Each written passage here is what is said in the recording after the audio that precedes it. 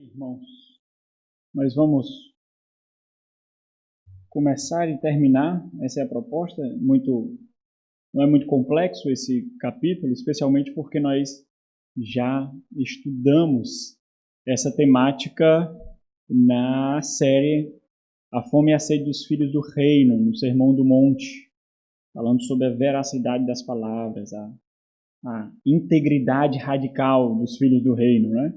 Então, nós não nos deteremos tanto aqui como nós poderíamos, nós passaremos por cada parágrafo, mas não nos deteremos tanto porque nós já observamos alguns desses pontos. Então, nós temos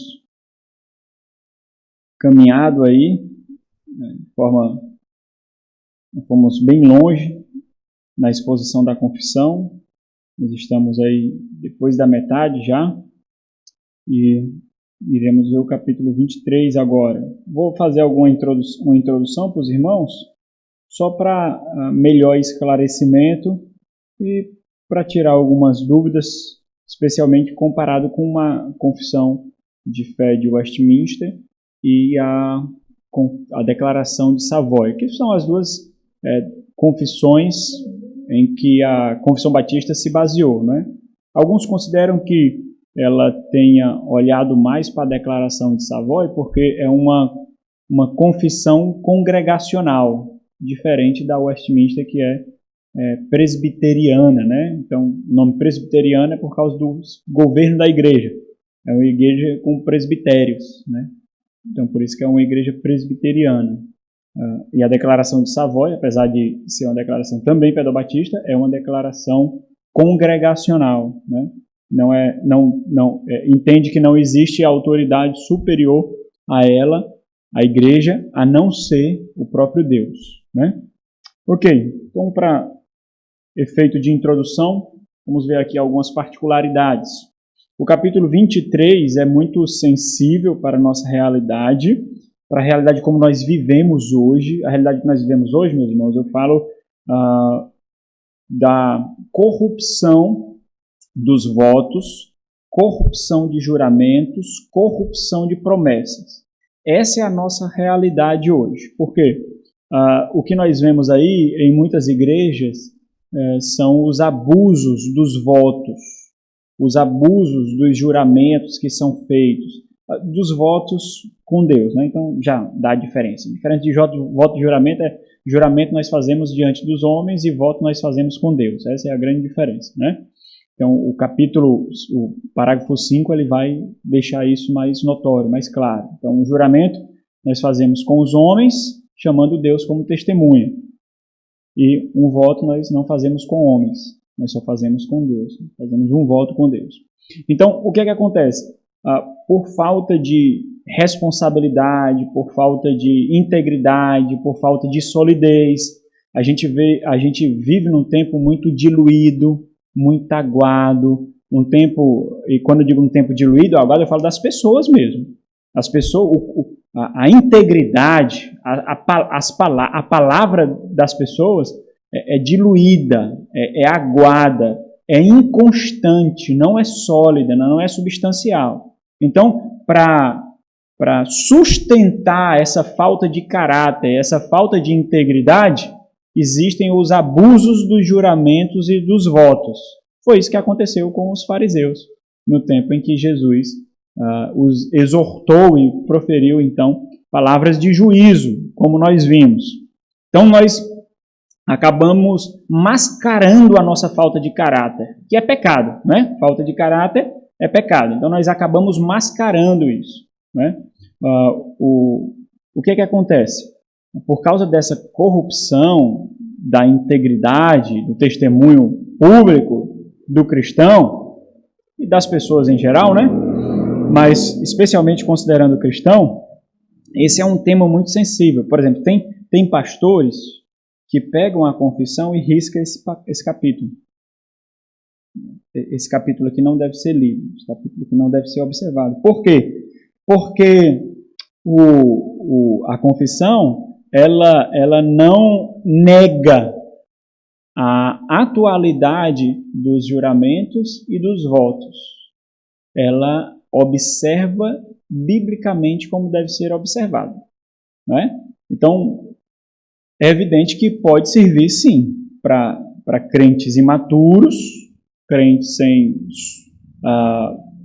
sem substância moral e bíblica, sem uma pequena envergadura espiritual. É evidente que pode servir, pode ser uma pedra de tropeço, como pode ser qualquer outra doutrina também, se não bem compreendida.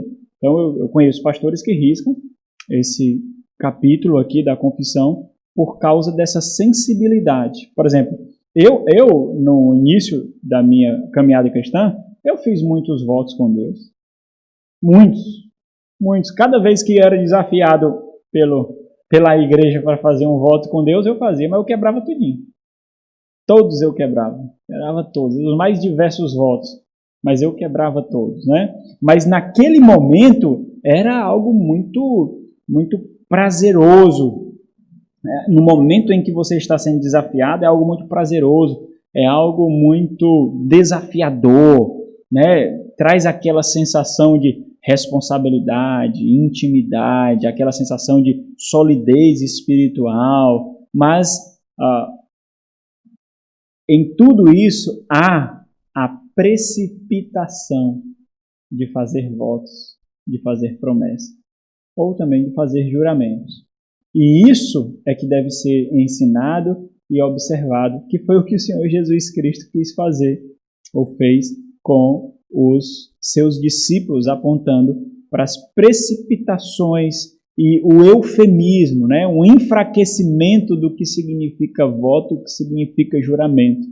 Então, por que é importante observar isso? Porque se nós somente fingirmos que não tem pedras no caminho e não tem buracos no caminho, nós não vamos amadurecer, nós não vamos crescer.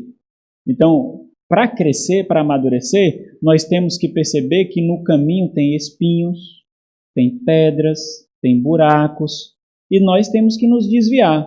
E não fazer como aquela mãe que quer proteger o filho direto, e o ventilador machuca o filho, e ela diz: malvado do ventilador. O menino tacou o dedo no ventilador, não foi? Mas ela vai: malvado do ventilador, bicho velho. Bateu no menininho, foi. A criança bate a cabeça na mesa, porque não olhou, né? Bate a cabeça na mesa, mesa malvada. Não, tem uma mesa ali, não é? Você errou. Tem uma mesa ali. Próxima vez você olha. Olha a consequência da falta de atenção. Né? Criou um galo na cabeça. Pronto. Né?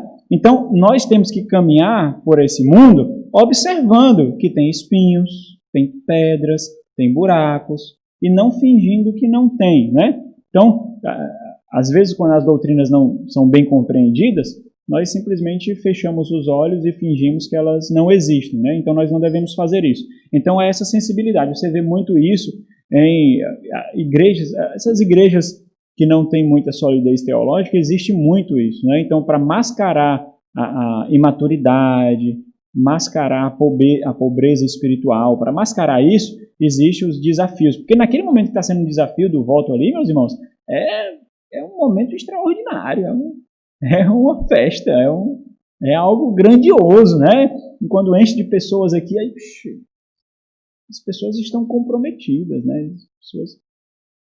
É que nem esses pregadores motivacionais. Hoje de manhã eu estava olhando uma rede social, aí tem aqueles vídeos bem breves.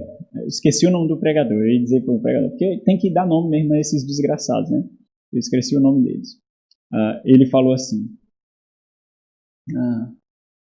não se engane não se engane. Nós somos machucados para sermos melhores. Nós somos amassados, nós somos espremidos para sermos melhores. Não se engane. Olha, presta atenção. Uma uva vale R$15 o quilo. Mas quando ela é amassada e transformada em vinho, vale milhares. Então, para você valer milhares, você precisa ser amassado e transformado, porque a sua forma precisa mudar, a sua estrutura precisa mudar. E Deus, lhe amassando, ele vai mudar a sua estrutura. Você não será mais uva. Você será o vinho. Amém, igreja? Hein? A pessoa sai dali como um leão. É um gatinho, mas saiu leão, né? Isso é um gatinho, não sabe nem fazer miau direito, mas sai um leão dali, né? Então parece que o que importa é isso, né? O que importa é isso. Não, você não precisa mais ser, você só precisa acreditar que é. É isso que importa. Você só precisa acreditar. E aí, mesmo todos vendo que você não é, mas não importa. Você tem que continuar afirmando que você é. Parece que isso é o suficiente. Então nós temos que entender as complexidades e saber como lidar com as dificuldades, né? Realmente as igrejas por aí estão desse jeito, né? Votos atrás de votos, colocando em perigo aquele que faz voto precipitado com Deus, né? Colocando numa situação de juízo. Quando nós observamos, meus irmãos, mais uma vez a teologia pactual aqui é muito importante, porque a teologia do juramento, a teologia dos votos é sustentada pelo Antigo Testamento. O que nós vemos no Novo Testamento é a execução disso, é a prática disso. Mas votos e juramentos nós vemos no Antigo Testamento, nós vemos a formação do peso, do valor, do caráter judicial. O cara judicial é uma linguagem forensica mesmo, é uma linguagem de tribunal, jurídica mesmo. Nós vemos isso tudo sendo formado no Antigo Testamento. E quando nós pegamos essa realidade do peso, da responsabilidade do voto, nós vemos que aquele que não cumpria o voto, ou o juramento, ele recebia a sentença que era colocada como garantia para aquilo. Olha o peso. Olha o caráter judicial empregado aqui no voto. Então, o que muitos líderes e crentes fazem hoje é a corrupção disso. A teologia pactual, então, ela mostra esse caráter de solidez, de responsabilidade, de integridade, de maturidade, perpassando do Antigo para o Novo Testamento. Embora a precipitação necessariamente tenha que ser diluída, porque o crente é aquele que adora o Senhor em espírito e em verdade. Ele tem as suas leis agora não escritas em pedras, mas escritas aonde? No coração. Coração novo que ele recebeu. Então o caráter é outro, a realidade é outra, a substância é outra. Isso não quer dizer que os votos e os juramentos não são mais experimentados, mas são olhados como devem ser olhados, são vistos como devem ser vistos, como devem ser considerados ali. Por isso que não há necessidade de fazermos, como era feito no tempo de Jesus, tantos juramentos e votos, porque a palavra do cristão deve ser sim, se sim, sim. Se não, não. Não é? Essa é a realidade do caráter cristão. Para ele afirmar a veracidade da sua palavra, a dignidade da sua palavra, não é necessário fazer um juramento, a não ser, como a confissão coloca, em questões solenes. Em questões solenes. Né? E aí a gente vai entender isso. Né? Você vê isso no tribunal, você vê isso no casamento, em questões solenes. Né? Ok. Então, a confissão aqui, no capítulo 23, ela é muito sensível para a nossa realidade, por isso deve ser considerado com muita atenção. Devemos analisá-lo sob o devido prisma bíblico e contextual. Ok, bíblico, olhando a sua continuidade, né, bíblica, a sua sustentação bíblica, e contextual, considerando o tempo que a confissão foi escrita.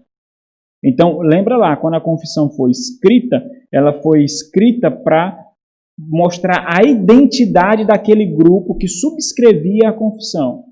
Então, tanto mostrava distinção dos demais grupos, como afirmava a sua ortodoxia, a sua doutrina bíblica e não herética. Então, para isso foram escritos confissões, declarações, né? Contexto, por exemplo, um dos contextos, né? Contexto dos anabatistas. Eles rejeitavam, e ainda rejeitam, qualquer forma de juramento com base na sua compreensão errada, evidentemente, em Mateus, capítulo 5, versículo 33 e 37, que foi a última pregação que nós fizemos, nós fomos expostos aqui no domingo à noite. É necessário para distinção dos anabatistas, especialmente porque, como os batistas, eles batizavam como os anabatistas, eles eram considerados anabatistas. Por muitos. É tanto que na primeira confissão de Londres, na confissão de 1644, o título da confissão começa assim, ó, a confissão de fé daquelas igrejas que são comumente, embora falsamente, chamadas anabatistas. Então, a confissão foi escrita justamente para distinção. Então, deveria existir um ponto na confissão para distinguir os batistas dos anabatistas, até porque os anabatistas eram considerados em grande escala, os anabatistas menonitas ali eram considerados em grande escala um grupo herético, até mesmo porque existia um grupo de anabatistas muito radical, revolucionário, aguerrido mesmo. Então, era necessária essa distinção. Por outro lado, a Confissão de Fé Batista de 1689, ela suaviza os ataques feitos pela Confissão de Fé de Westminster, e a Declaração de Savoy também sobre os anabatistas, ou aos anabatistas, quando ela suprime parte do parágrafo número 3. O parágrafo número 3, ele diz claramente que todo aquele, da Confissão de Westminster, que todo aquele que não faz voto está pecando. A confissão, ela, percebendo a gravidade de tal declaração, na sua revisão americana de 1788, ela removeu essa parte do parágrafo. Mas até 1788, as igrejas como um todo que subscrevia a Confissão de Westminster, elas subscreveu também essa parte do parágrafo. Mas foram as igrejas presbiterianas americanas, em sua revisão, da onde a Confissão de Fé de Westminster do Brasil, né, as igrejas do Brasil, recebe. Então, a Confissão de Westminster, a versão da Confissão de Westminster das igrejas presbiterianas do Brasil, elas recebem essa confissão revisada. Foram revisadas 2 vezes, em 1788 e 1904, 1912, alguma coisa assim. 2 revisões, mas a revisão maior foi de 1788, onde ela removeu partes de alguns capítulos aí. Então, uma dessas partes foi essa. Dizia assim, no entanto, é um pecado recusar um juramento acerca de qualquer coisa que é boa e justa, sendo legalmente exigido por autoridade. Então, quando a Confissão Batista ela olhou para essas 2 confissões e redigiu a confissão deles, dos batistas, naquele mesmo ato eles não colocaram essa parte do parágrafo por considerar em muitos pontos a biblicidade, a integridade pelos quais os anabatistas eles consideravam, apesar de errados, os juramentos e os votos como indevidos, né? E no lugar, por exemplo, desse ponto, a Confissão de 89, ela repetiu aquilo que ela declarou em 44, que diz assim: saiba ser a verdade, pois, pelos juramentos precipitados, falsos e vãos.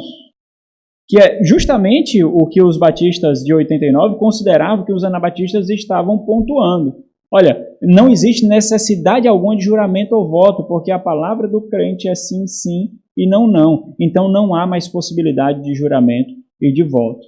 Então, entendendo essa realidade com sensibilidade aos anabatistas, mas considerando a veracidade das palavras do Senhor Jesus, de Tiago, por exemplo, eles entendiam que ali não estava sendo repudiado qualquer tipo de voto, mas os votos precipitados.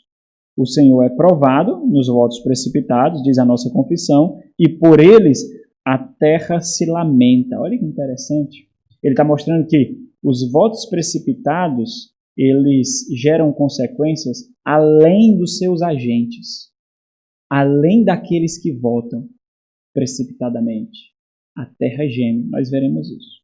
E outro contexto é a igreja, é um contexto em que eles viviam da Igreja Católica Apostólica Romana, que é considerado como, naquele tempo, eles chamavam muito dos papistas, da doutrina papista, do ensino papista, né?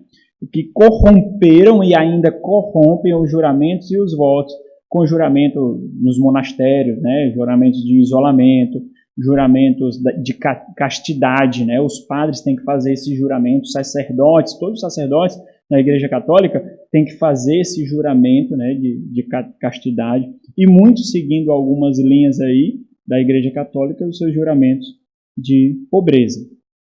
Por causa dessas necessidades, a Confissão de 89, ela seguiu as confissões reformadas, adicionando um capítulo, que é esse 23, em tempos de controvérsia acerca de juramentos e votos feitos ao Estado e à Igreja.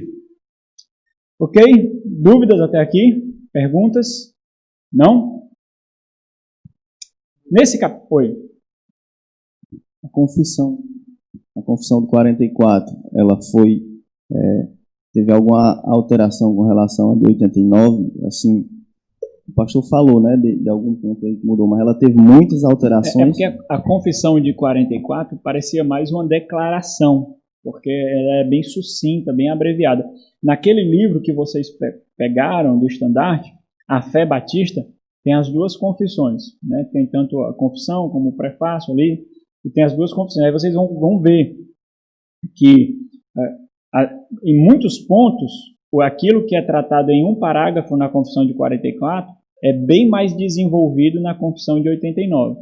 Então, é tanto que a confissão de 44 ela serviu de base para a confissão de 89, né?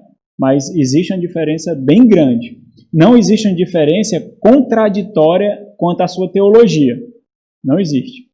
O que existe é o desenvolvimento, mas não existe a contradição da sua teologia, apenas o desenvolvimento de forma mais encorpada e mais clara aquilo que existia de 44.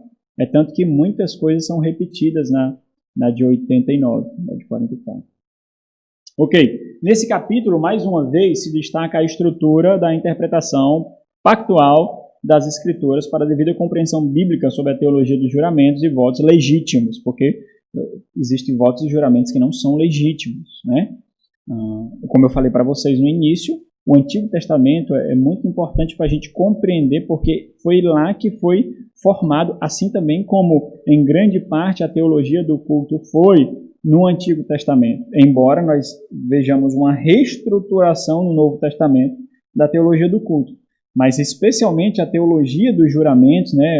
Quando eu falo a teologia dos juramentos, a teologia dos votos, meus irmãos, são os fundamentos basilares, estruturais daquela doutrina. Por isso que eu falo a doutrina, a teologia daquilo, é o desenvolvimento, é a argumentação, é como se você estivesse preenchendo com carne, preenchendo com carne ali aquela doutrina, né? Ela é encorpada no Antigo Testamento. Ok? Então é muito importante porque a gente vê uma linha passando do Antigo para o Novo. Quando há essa ruptura, então, nós vemos uma quebra da teologia. Essa questão de juramentos, essa questão de votos não tem qualquer possibilidade de validade, né? Então a teologia pactual ela mostra essa linha passando, ela não é quebrada, digamos que essa linha aqui a linha interbíblica, né? Que é o Antigo Testamento, aqui é o Novo Testamento, a linha passa, né? E aqui, como a nova aliança é uma substância diferente, sofre modificações, evidentemente, porque a sua substância é diferente, a sua natureza é diferente, certo? Isso porque tal prática é amplamente utilizada no Antigo Testamento, onde até mesmo Deus lança mão, formando um princípio de legitimação, de fidelidade e lealdade. Então, nós vemos isso muitas vezes, Deus lançando mão aí desse recurso de promessas, de votos, né, de juramentos. Em Números capítulo 30, por exemplo, nós vemos ali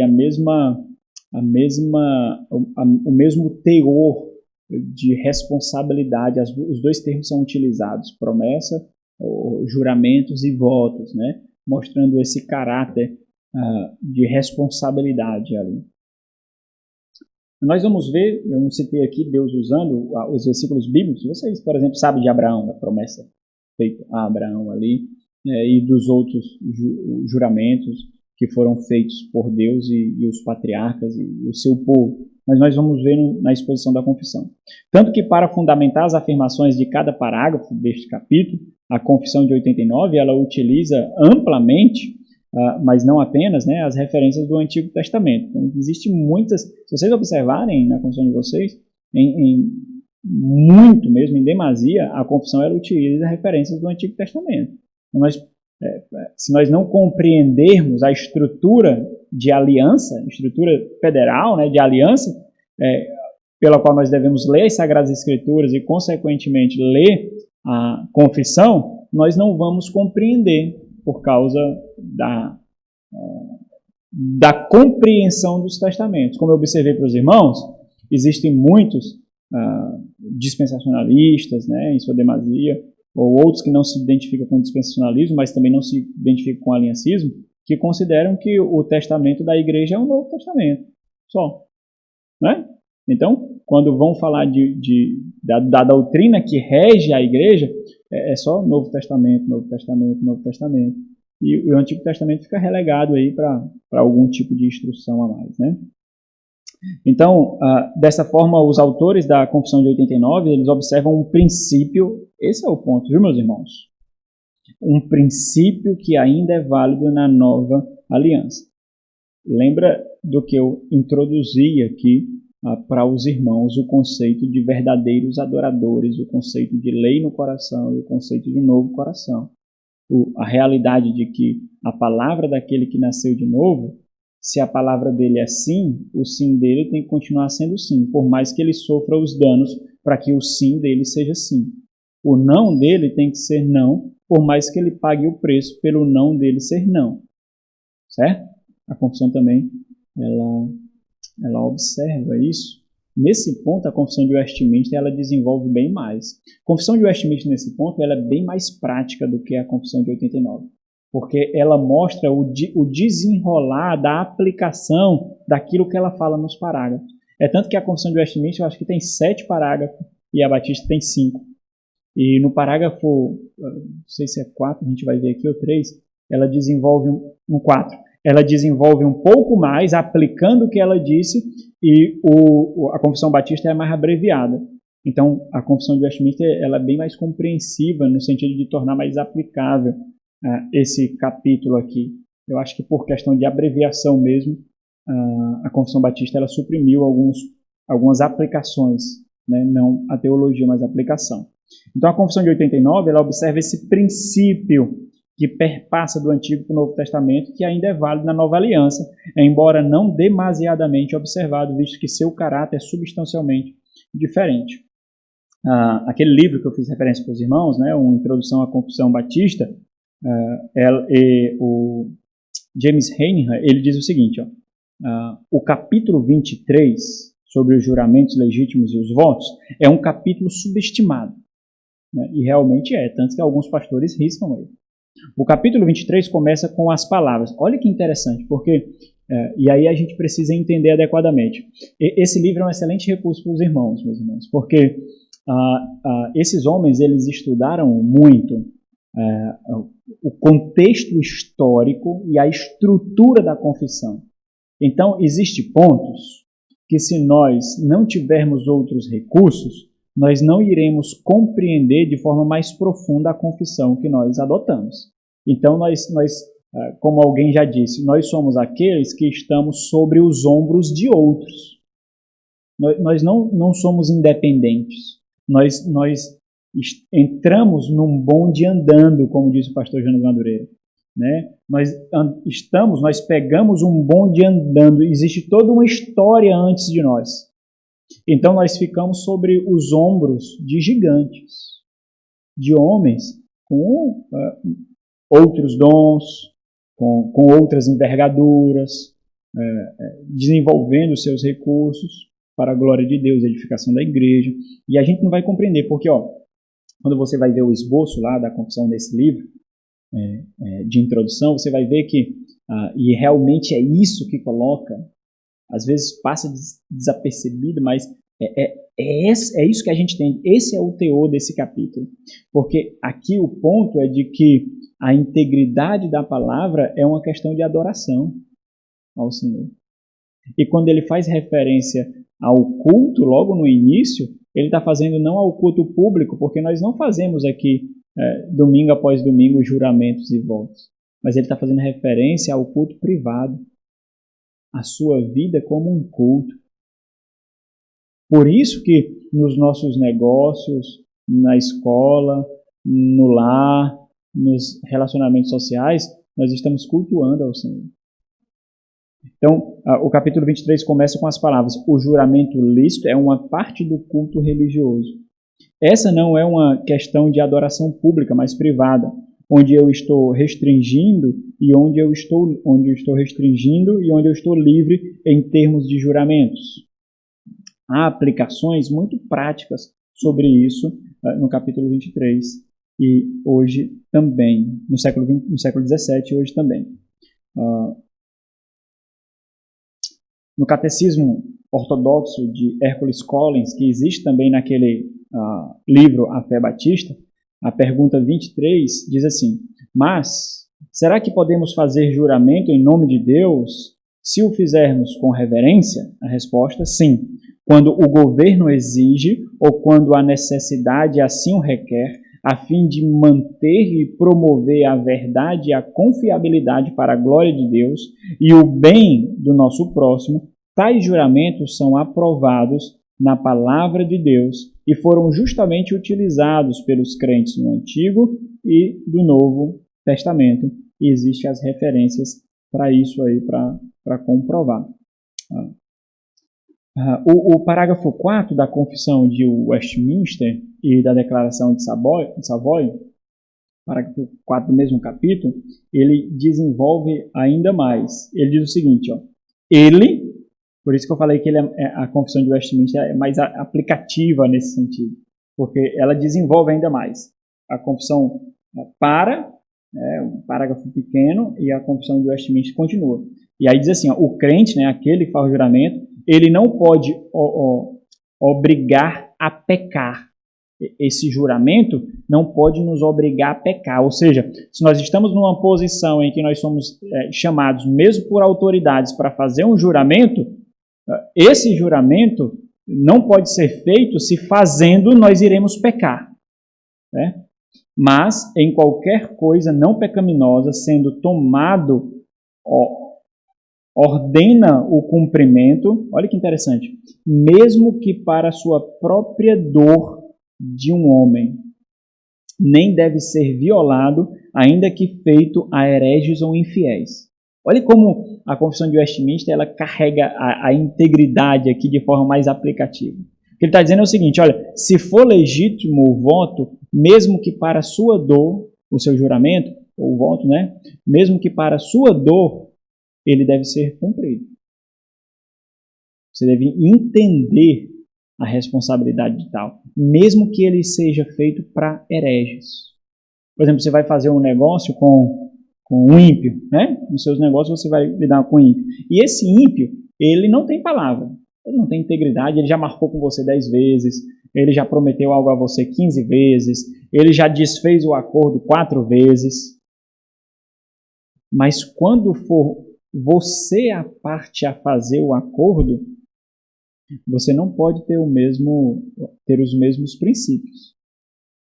Você não pode, porque é questão de integridade. Provavelmente por questão de abreviação, a Confissão de 89, ela não desenvolve pontos mais práticos, como nós vemos na Declaração de Savoy e na de Westminster. Ok, meus irmãos? Aqui é o esboço do capítulo que nós veremos, do parágrafo 1 a 4 nós vamos ver, ele trata em demasia, sobre os juramentos lícitos, e do parágrafo 5 ele trata os votos, só a questão dos votos. Então, é no parágrafo 5 que nós percebemos a diferença entre votos e juramentos. Mas até do 1 ao 4 ele trata toda a estrutura do que significa um juramento.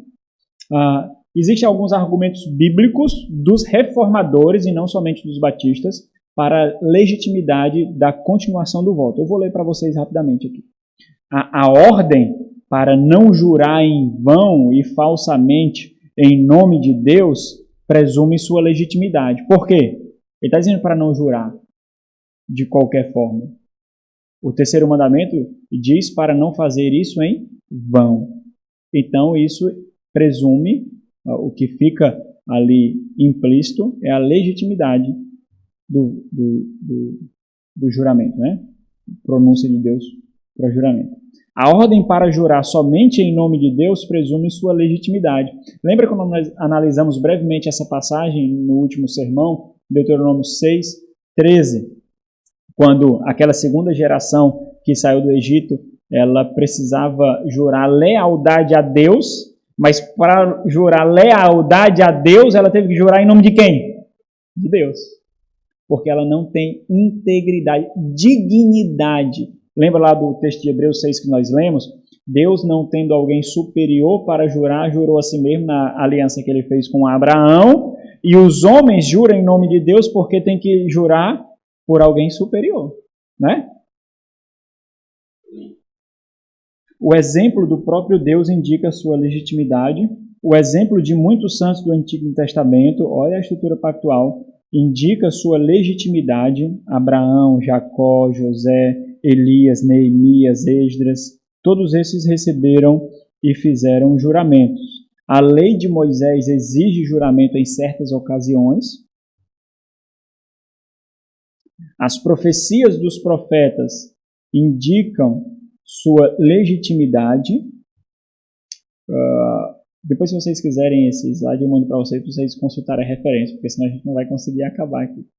O exemplo de Cristo indica a sua legitimidade quando ele está diante do sumo sacerdote e o sacerdote o conjura. Conjurar é chamá-lo a jurar se ele é realmente o Filho de Deus, e o Senhor Jesus confirma, quando ele diz, tu dizes, a ideia de que, como tu dissestes, ele não repreende, por exemplo, o sumo sacerdote diz, está errado ao jurar, é indevido você se colocar numa posição de jurar, né? Então, o próprio exemplo de Jesus Cristo, o exemplo de Cristo indica, o exemplo de Paulo indica sua legitimidade, quando Paulo, por exemplo, paga os seus votos, ou quando o apóstolo Paulo, ele chama Deus como testemunha da sua fidelidade, integridade, da veracidade do seu evangelho, né? O caráter do juramento é justamente esse, chamar Deus como testemunho, né? Ok. Parágrafo número 1. Perguntas até aqui? Microfone aqui, auxiliar de Paulo.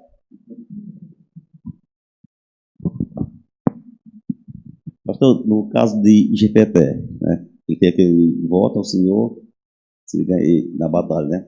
Se seja alguém na casa dele, ele sacrificava o Senhor, né? E o texto vai dizer bem claro que ele cumpriu o que foi feito para a filha dele, né? Uhum. Mesmo assim, o Senhor, ele fala na questão de não sacrificar filhos, né? Sacrificar os filhos, né? Que sacrificava a demônios, né? E ele fez esse voto, né? E esse ele cumpriu. Aqui ele foi o voto precipitado dele. Isso mesmo. Foi precipitado. Mas você tem que cumprir cada juramento para com o Senhor, né? Ele errou 2 vezes, né? Ele errou 2 vezes. Mas como o voto foi para o Senhor, então tinha que cumprir na vida dele. Tinha que cumprir. Se ele não cumprisse, ele só tinha errado uma vez, né? Mas como foi precipitado, isso daí o que fica mais realçado aí é a forma, o valor que é dado ao voto, não é? O valor que é dado. Tanto é que ele cumpre. Agora, o texto faz questão de mostrar o pesar, né? Que ele tem ao cumprir. Isso mesmo. Então, alguém mais? Bom, Everton, abre aspas aí para o Everton. Abre aspas. Pastor, quando lá em 3ª João, né? Ele fala o Gaio que faria votos. 3ª né? João, o cara pensa que eu sou enciclopédia bíblica. Lá em 3ª João, fala aí. Ele fala que faria votos, né, pela saúde e a prosperidade de Gaio. O sentido que ele fala de fazer votos ali, pastor, é em busca de algo ou é fazendo... Não, isso aí como é que diz aí? Eu faço votos a você de uma boa vida. É o desejo, né? Felicitações. Tem intenção. Diz assim, eu desejo que a sua vida seja boa, né? Eu desejo que a sua vida seja próspera.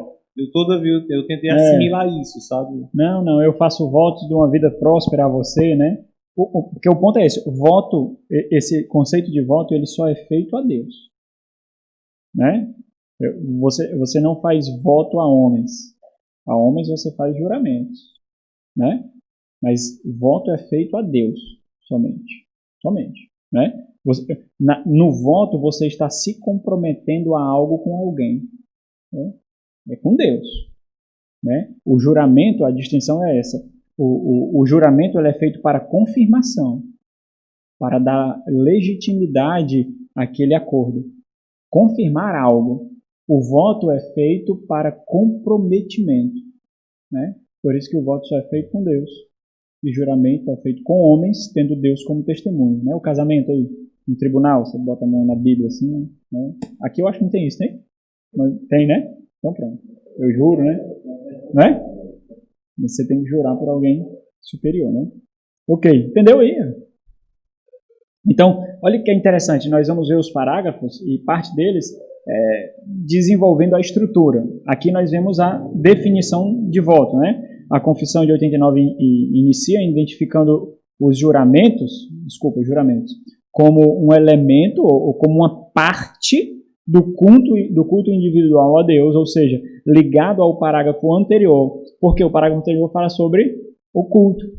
E continuando a isso, nós observamos o desenvolvimento da vida como culto. Portanto, esse capítulo ele é enquadrado numa temática de adoração, junto com o capítulo anterior do culto. Esse capítulo, no esboço da confissão, ele é enquadrado como a sessão de adoração. Então, aqui é adoração individual, né, particular. Então, diz assim, o juramento lícito, né, porque existem juramentos que não são lícitos, é uma parte do culto religioso no qual a pessoa, jurando em verdade, justiça e juízo, olha o peso do que está sendo feito, solenemente chama a Deus por testemunha do que assevera, para julgá-lo de acordo com a verdade ou a falsidade disso. O que é que ele está chamando aqui? Ele está chamando Deus para observar o quê? O seu coração. Observe que juramento é definido como uma transição entre homens, mas tomando Deus como testemunha. Por exemplo, o casamento, né? Deus e os presentes estão testemunhando ali um juramento. Então, o que está sendo colocado aqui é a integridade de quem vota diante de Deus. Nós vemos aí no 3º mandamento, né? Êxodo capítulo 20, versículo 7, a questão de não tomar o nome do Senhor, teu Deus, em vão. Então, por exemplo, isso aqui não é simplesmente dizer o nome Deus, né? Deus! Esse não é o nome de Deus, né? Yahvé! Jeová! Sei lá, qualquer outro nome que acham que é de Deus, né? A gente não sabe a pronúncia. Não é isso. Mas tomar o nome de Deus em vão, pronunciar o nome de Deus em vão, não dá o testemunho, a dignidade e o valor devido. Por isso que é considerado com essas questões de juramento. Vamos ler alguns textos aqui, Deuteronômio 10, 20, Levítico 19, 12. E vamos ler, meus irmãos, vamos ler todos, né? A partir de Deuteronômio 10, 20, eu estou pressupondo que todos vocês conhecem os 10 mandamentos, certo? Por isso que eu estou só dizendo aqui, o 3º mandamento, vocês têm que conhecer os 10 mandamentos, no mínimo, né? No mínimo. Qualquer coisa eu chamo o Samuel para pronunciar aqui que ele decorou. Deuteronômio 10, 20, Levítico 19, 12, segundo livro das Crônicas 6, 22, Eclesiastes 5, 2 e 2 aos Coríntios 1, 23. Então, vamos ler na ordem, tá bom? 10:20, Deuteronômio.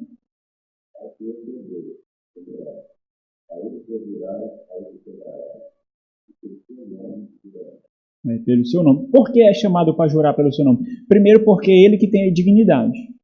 Depois, para você compreender o perigo de jurar precipitadamente. Certo? Então, foi isso que foi corrompido e que Jesus rechaça. Foi isso. Levítico 19:12. Olha, é interessante que o livro de Levítico ele mostra como nós nos achegamos a Deus.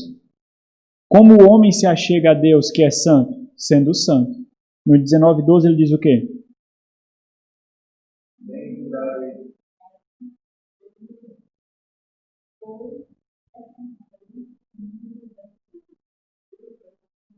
Ok. Olha a sentença de infringir temor. Não jurareis falso, pois ser o teu Deus, o vosso Senhor. Né? Segundo livro de Crônicas 6:22-23, diz o quê?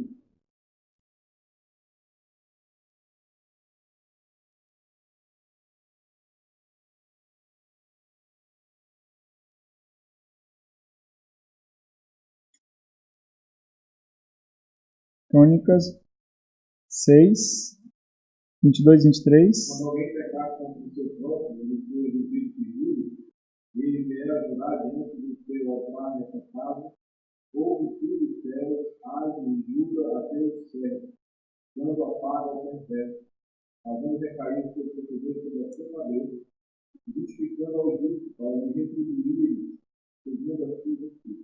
Olha como o voto aqui, o juramento em nome de Deus, é chamado para diluir contendas. A confissão vai tratar um pouquinho isso mais na frente. Então, aquele que jura em nome de Deus, sabendo de todo o temor em pronunciar o nome de Deus em vão, aquele que jura em nome de Deus, ele mostrava veracidade das suas palavras nesse ato. E aí a contenda era dirimida, era diluída. Né? Eclesiastes 5:2 diz... Como é que é? Aumenta aí o volume.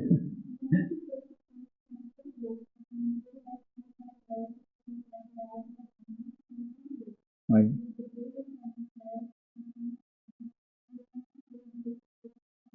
O que é que ele está dizendo? Deus está no céu e tu na terra. Quem é que tem autoridade?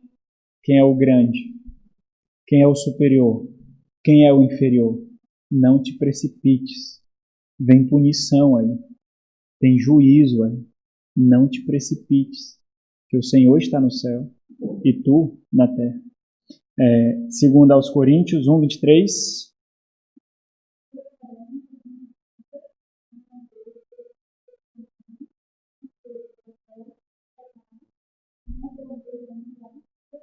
O que ele está fazendo? Ele não usou a palavra juramento, mas ele usou a estrutura.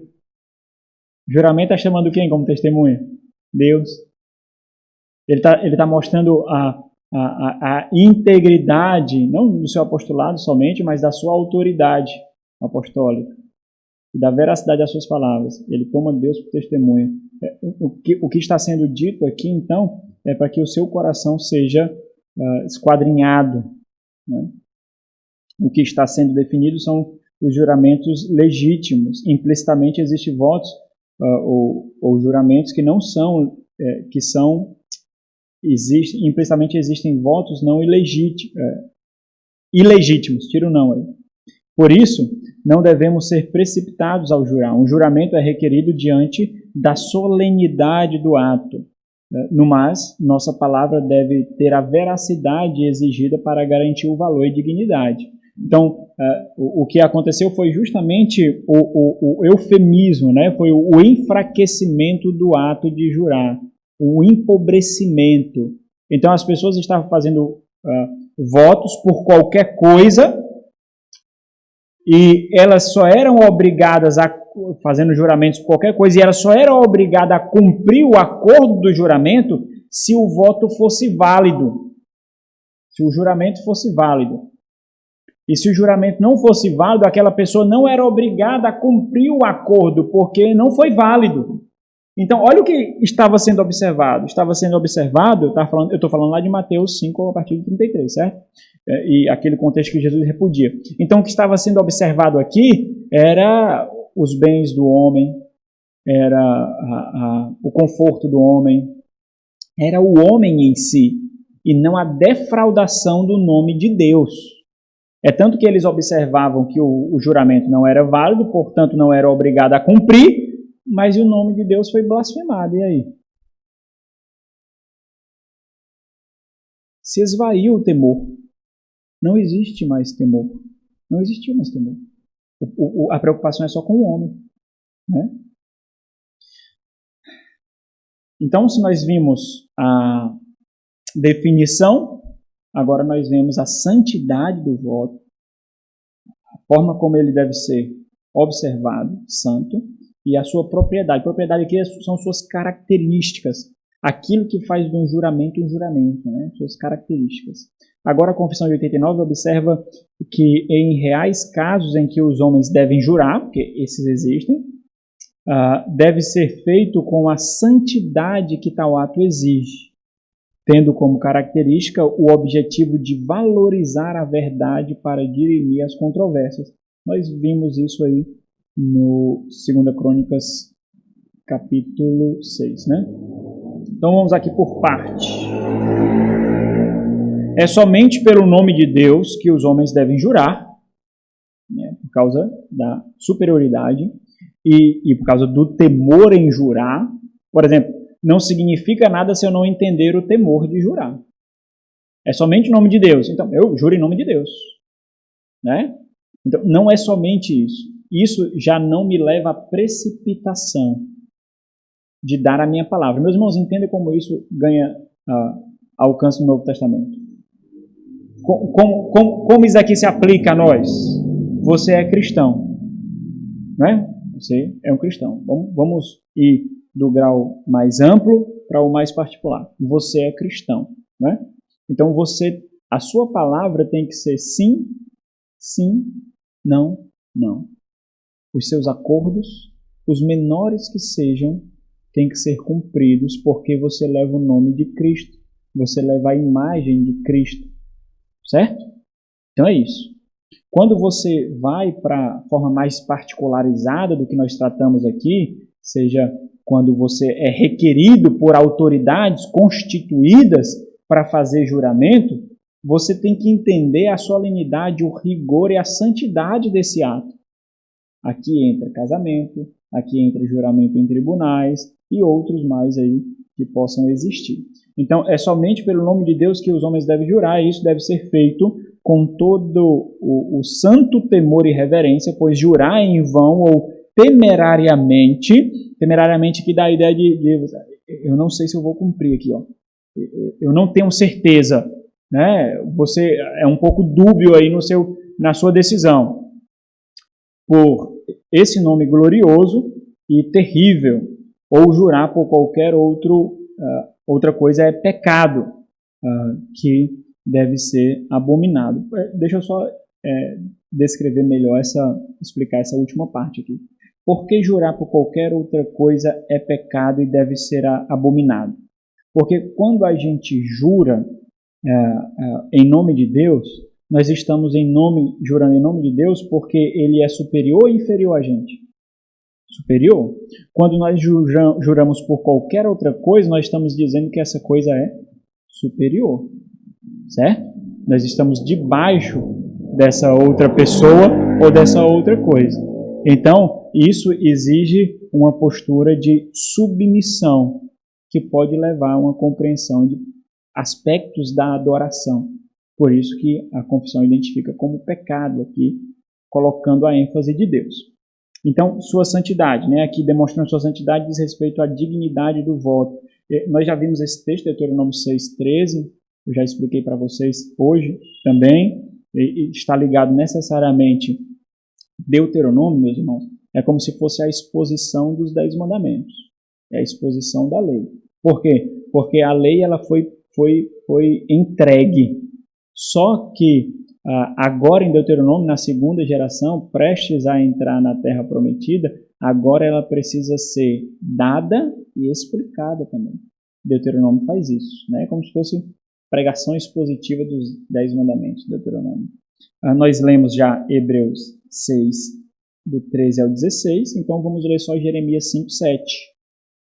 Jeremias 5, 7 diz o que? Jeremias 5, capítulo 5, versículo 7.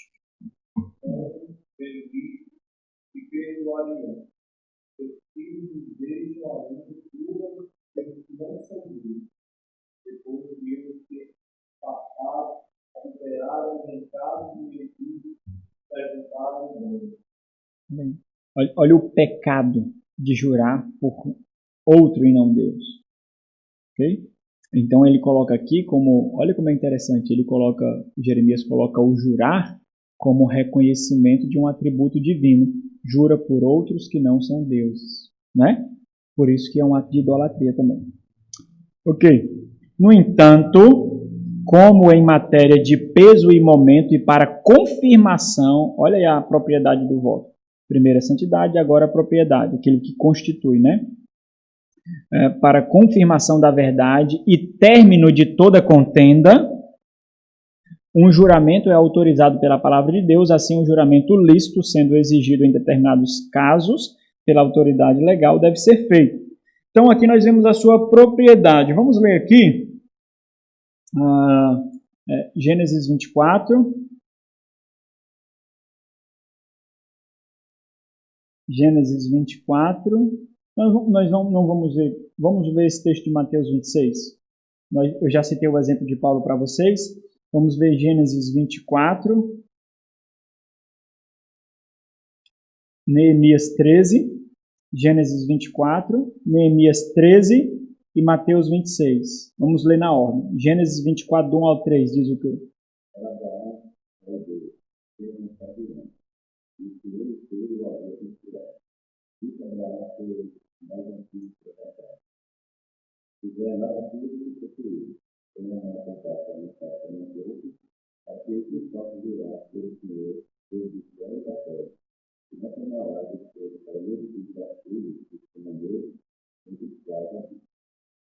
Ok, então ele está chamando o seu servo para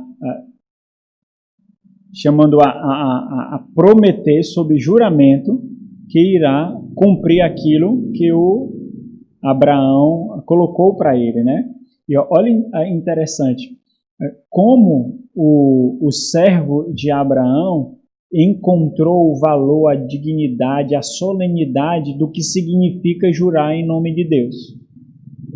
Foi observando essa dignidade, valor e santidade na vida de Abraão, na conduta de Abraão, como ele tratava isso, como ele se relacionava com isso. Então nós vemos aí um juramento feito entre homens e colocando Deus como testemunha para ser cumprido algo aí.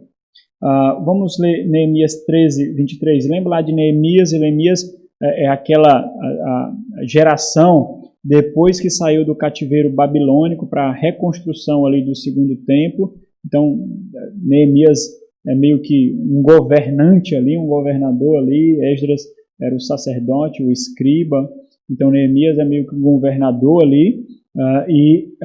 Aquela geração precisava ser instruída, precisava ser ensinada em muitos aspectos. Daí nós vemos os livros das crônicas sendo escritos para ensinar a história e mostrando a perpetuidade ainda da aliança que Deus prometeu a Davi e tal. E aí nós vemos Neemias 13, 25, diz o quê?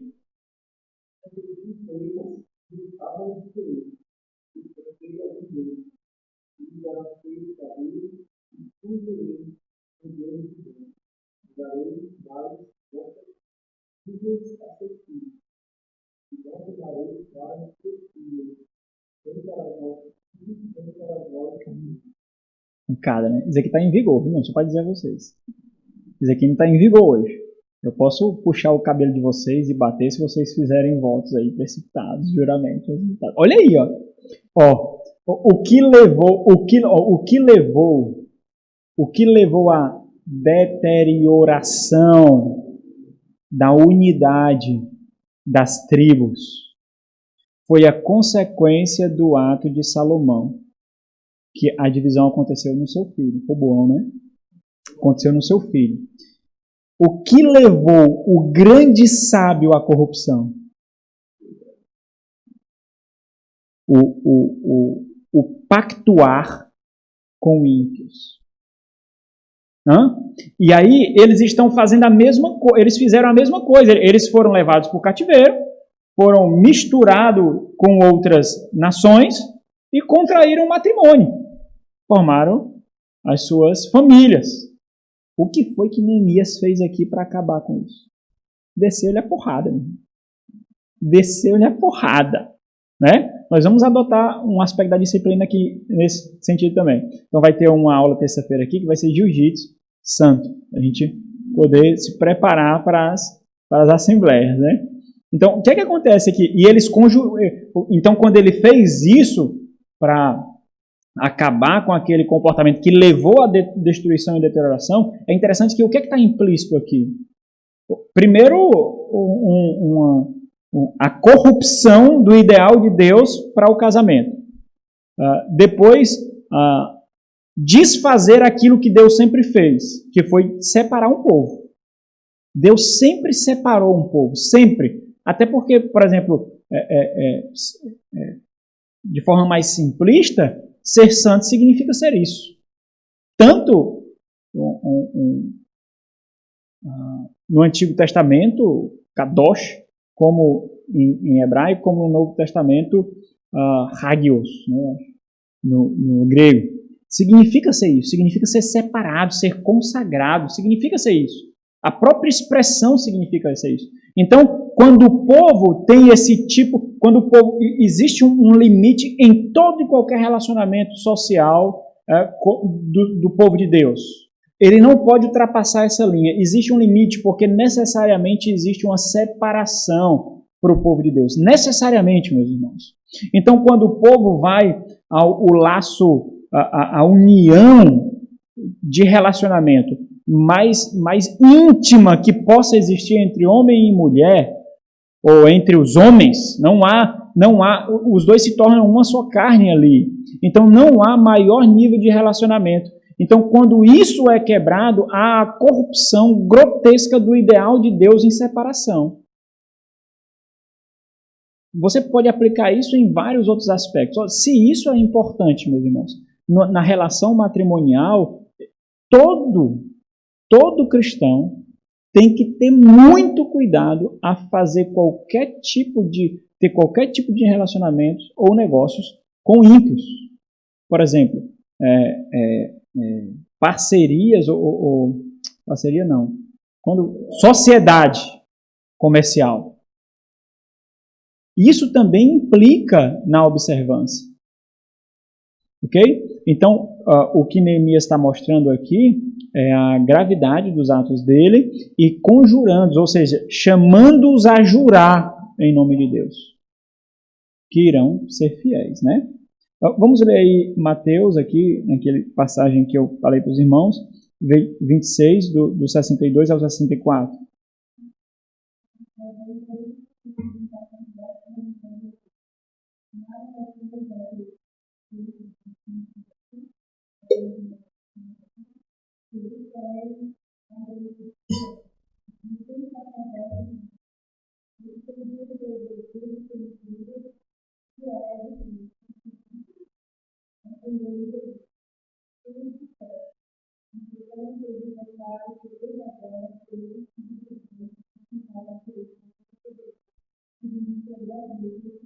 A Assembleia reunida ali, né? O tribunal sendo estabelecido. Ele chamou Deus. Não é diante de nós, não. É diante de Deus. E o Senhor Jesus confirma ali, né? Ok? Alguma pergunta até aqui? Não? Então vamos lá. Definição, santidade, propriedade, agora a solenidade. Nesse parágrafo, a Confissão de 89 aprofunda a reverência dos juramentos, observada no ponto anterior, no parágrafo anterior, destacando o zelo e o ato incomum de tal ato, de tal juramento. Então, não é uma coisa ordinária, não é algo comum. Um juramento é um acontecimento, é um feito extraordinário, certo? todo aquele que prestará um juramento garantido pela palavra de Deus, diz a confissão, deve considerar devidamente o peso de um ato tão solene. O que ele está dizendo aqui, meus irmãos? É o que a Escritura observa. Se já é requerido de nós, enquanto cristãos, que o nosso sim não sofra metamorfose, que o nosso não sofra essa transformação, o sim deve ser sim ou não, porque a nossa palavra basta. Só a necessidade de jurar já mostra o ato extraordinário que está acontecendo ali. Só a necessidade de proferir um juramento. É um ato tão solene, tão especial, tão extraordinário, que somente a nossa palavra ali não bastou. Embora essa palavra ela precise ser temperada, ela precisa ser adornada. Como ela vai fazer? Como isso vai acontecer? Vai acontecer na estrutura de tempero colocado em nossas palavras através do juramento. Os irmãos vão ver que é tudo não existe nenhum mecanismo material. É tudo verbalizado, né? Quando você jura, você não coloca um mecanismo material visível ali, a não ser o ato da pessoa em assumir publicamente aquele juramento, né? Tanto que não tem como o juramento ser feito em privado. O juramento é feito com homens e Deus como testemunha, né? Devidamente esse ato tão solene, o peso desse ato tão solene, e que nele nada afirme, senão o que saiba ser a verdade, pois pelos juramentos precipitados, falsos e vãos, o Senhor é provocado. E por eles, juramentos precipitados, falsos e vãos, esta terra se lamenta. Então, olha, interessante aqui, meus irmãos, o peso que é colocado aqui, o ato de jurar. Vamos ler só Tiago capítulo 5, versículo 12, né? Que Tiago capítulo 5, 12, ele mostra o seu entendimento do que o Jesus ensinou.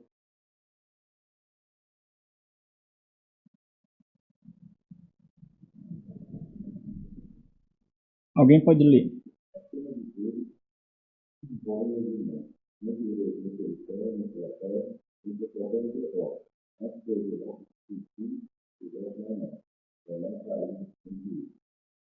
Então, olha o rigor aqui, como nós devemos observar o ato de jurar. Nesse ponto aqui, meus irmãos, também existe a diferença, como eu observei para vocês, na redação da Confissão de Westminster e na nossa Confissão de 89, mas não é mais esse caráter aplicativo, não é nada significante, assim, a ponto de mudar, né, como nós observamos outras vezes. Observe aqui que na Confissão de 89, ela destaca que os efeitos nocivos dos juramentos falsos, ela atinge não somente aqueles que tomam esse juramento, né, os agentes do juramento, mas vai além deles a consequência, quando eles colocam aqui, quando é colocado que por esses juramentos falsos, precipitados e vãos, a terra geme. Isso porque jurar falsamente é o mesmo que não amar a verdade, e não amar a verdade tem os seus efeitos além de nós mesmos, né? Tem a corrupção daquilo que é verdade. Então, tem aí os efeitos da falsidade, da falta de integridade, da falta de veracidade. E por isso nós vemos a terra gemendo aí, né? Ok. A sinceridade que deve permear o voto, ou o juramento. Conforme foi observado na introdução, nesse parágrafo, a Confissão de 89 é muito sucinta em relação às demais. O ponto é que não oferece exemplos em como tal princípio se aplica, mas tão somente descreve. Ou seja, em qualquer situação ou circunstância, não deve haver motivações obscuras por trás das palavras. Ou seja, eu sei que eu não vou cumprir, mas eu vou jurar, porque se eu jurar eu consigo o que eu quero, né? Vamos lá. Isso acontece, uma coisa muito simples, mas que acontece muito, né? Você precisa financiar um imóvel ou um carro. Só que o seu contra-cheque não dá para financiar um imóvel ou um carro. O que é que você faz? Você vai lá no contador, ou vai no setor ali do RH, ou contabilidade, e pede um valor maior para financiar o seu imóvel ou o seu carro, né? Pede um valor maior porque assim você vai conseguir fazer o financiamento do seu imóvel ou do seu carro.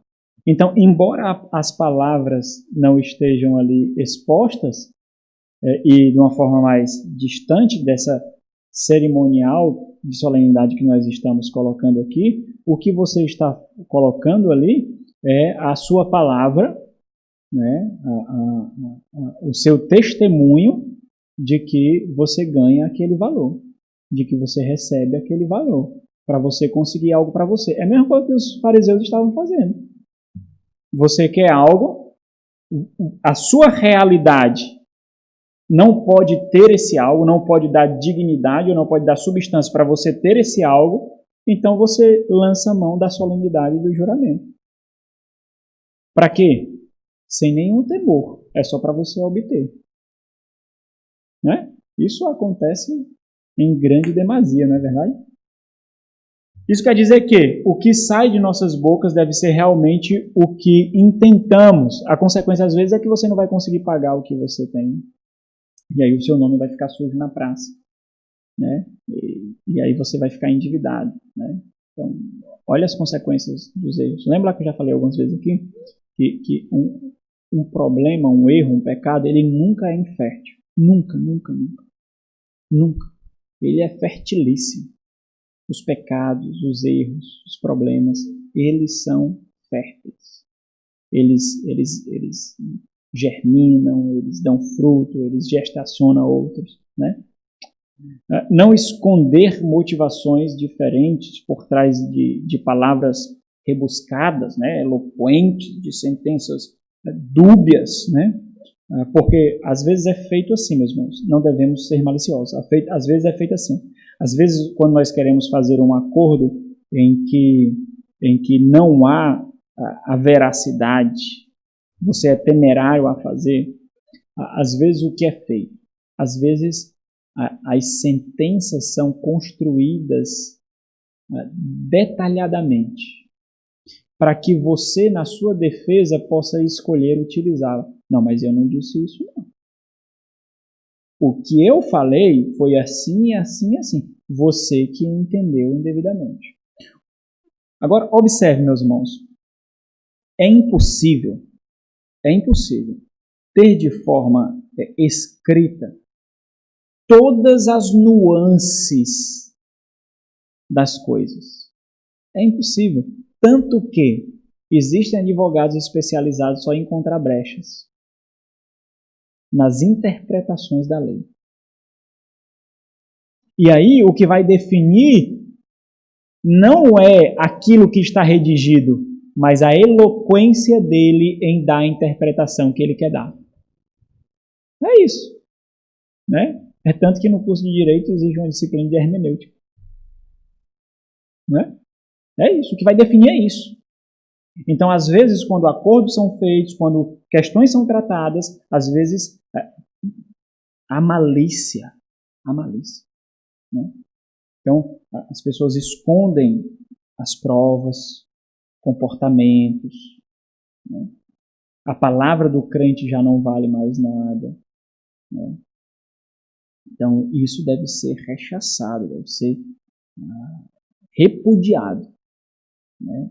E aí eu estou já indo para uma escala maior aqui nessa aplicação. Né? A palavra do crente tem que ter valor. Né? Um crente na igreja está em pecado. Digamos assim. Um crente na igreja está em pecado. E aqui nós estamos saindo um pouquinho de juramento, evidente, mas da integridade da palavra. Um crente na igreja está em pecado. Só que ele é muito astuto. Ele quer viver o prazer do pecado, mas da carne, mas ele quer continuar com o status de membro e de crente na igreja. Então o que ele faz? Ele esconde todas as suas provas. E ele vai ter um exército diabólico para ajudá-lo nisso, não vai não? A sua própria carne vai se regozijar e ajudar. As hostes infernais vão fazer isso. Esse mundo vai oferecer os caminhos. Né? Mas ele esqueceu de algo. A malícia é pecado. A sagacidade é pecado. Em muitas igrejas, isso não é colocado como prova para destituir da posição de membro. Aqui é. Aqui nessa igreja é. Não precisa de fotos, não precisa de provas materiais, não precisa. A sagacidade de planejar o mal é pecado. Diabo. E ele vai ser considerado como tal. Não tem esse negócio de conseguir provas, de conseguir imagens, de conseguir provas materiais. Não, mas isso aí é uma prova sem substância. Não, não tem isso. Não tem isso. Vocês estão entendendo o que eu estou dizendo? Porque nós aprendemos a arte da camuflagem nesse mundo, meus irmãos. E nós temos que proteger a noiva. Ninguém tira onda com a noiva. Ninguém. Ninguém brinca ou zomba da noiva. Não importa quanto astuto é. Ninguém faz isso. Não importa o quão sagaz ou malicioso essa pessoa seja. Ela vai ser chamada. Vai continuar assim? Mas tá mal. Pode não. Aqui não pode não. Muitas vezes essas pessoas vêm de várias igrejas e saem ilesas com esse comportamento. Não. Aqui não. Aqui você vai se lascar todinho, meu. Vai se arrebentar todinho. Diabo! Né? Diabo tem que ser tratado como cão mesmo. Porque malícia e sagacidade é um distintivo do demônio. Não pode haver entre os santos de Deus. Então, às vezes, nós vemos essa malícia sendo desenvolvida na igreja. Ela deve ser combatida como instrumento demoníaco. Pela igreja. Pela igreja. Quem defende a igreja é a igreja.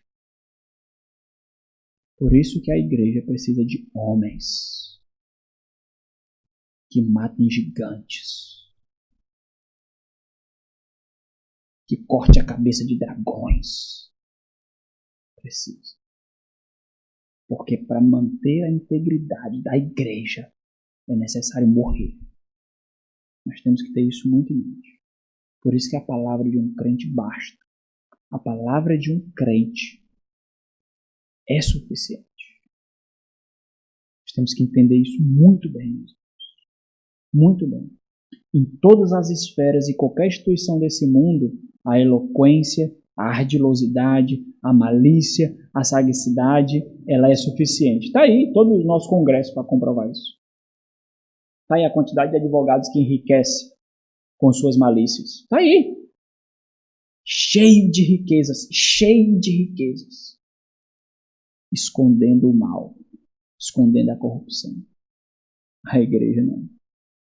A igreja é uma instituição de outro mundo. Por isso que você tem que ensinar o seu filho.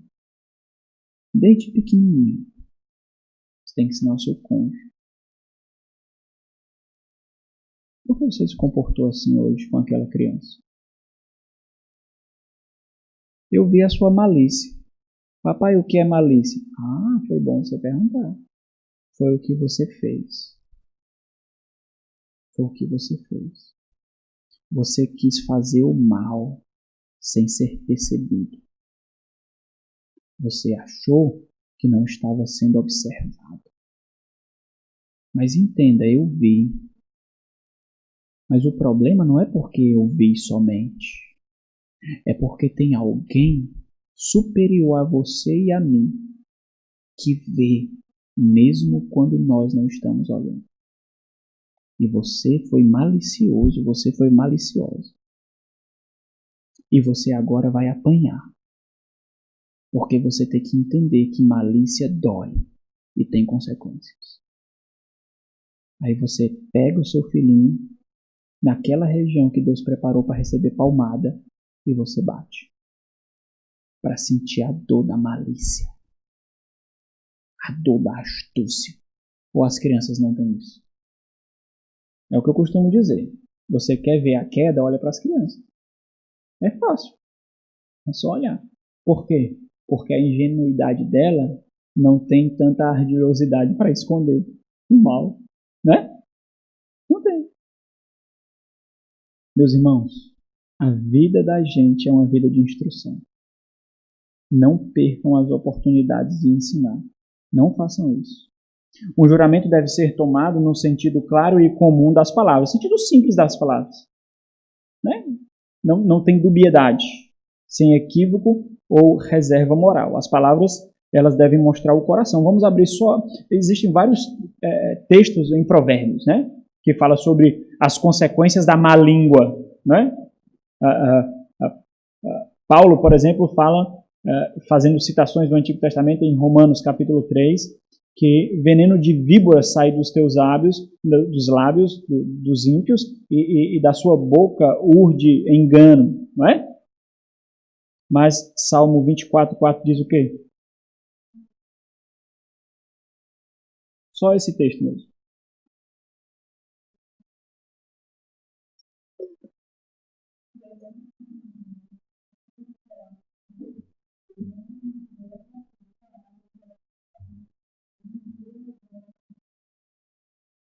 Ok, por que essas palavras aí são tão impactantes?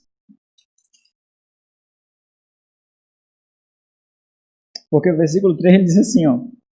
Quem subirá, é uma pergunta, quem subirá ao monte do Senhor?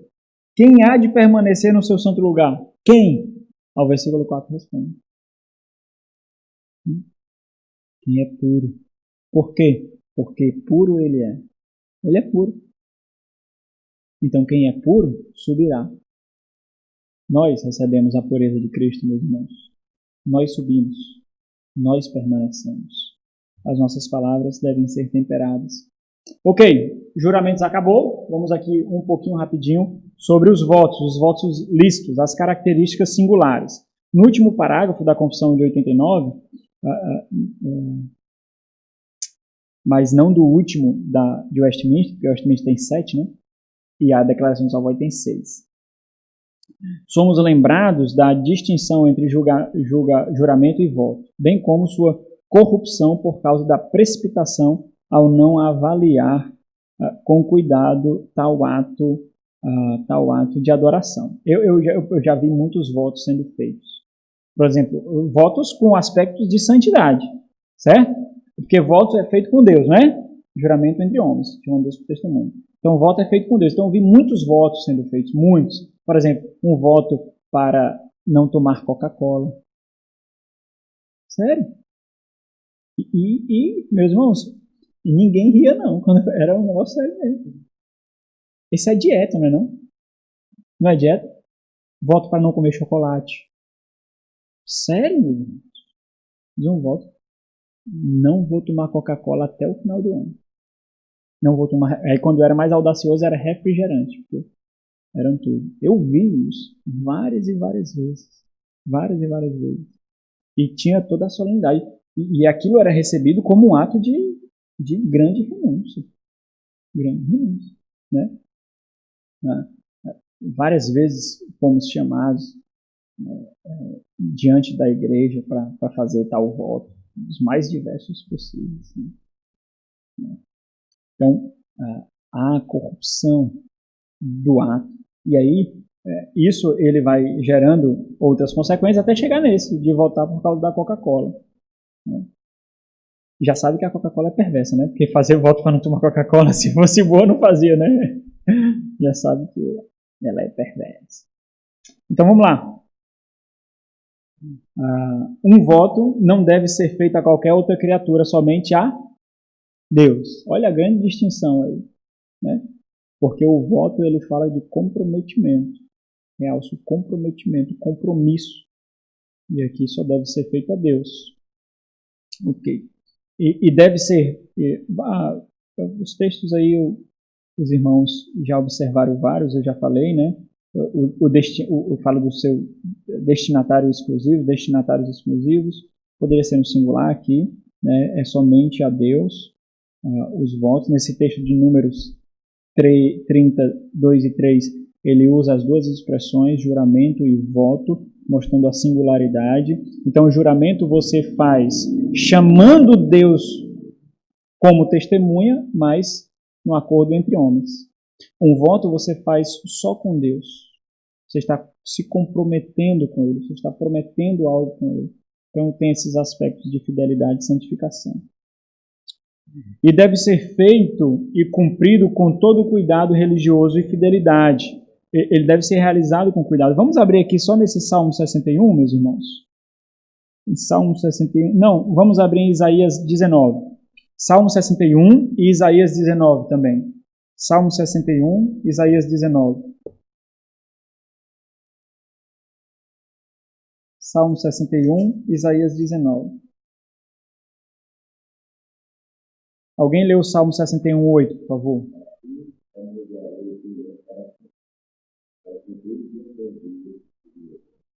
Então a gente vê que o voto tem esse aspecto de intimidade, de santificação, de consagração, certo? É algo de foro íntimo. Tanto que não existe necessidade de votos ficarem sendo publicados, votos se tornarem públicos. Quando isso acontece, na verdade, realça um aspecto mais farisaico ali, de ganhar notoriedade, de receber aplausos, né? De desfrutar de algum galardão aqui na terra, né? E aí o Senhor diz, já tens a recompensa deles, né? Então, é esse mais aspecto, é algo de foro íntimo mais, né? Ok, Isaías 19, 21, diz o quê? O Senhor te dará conhecer ao Egito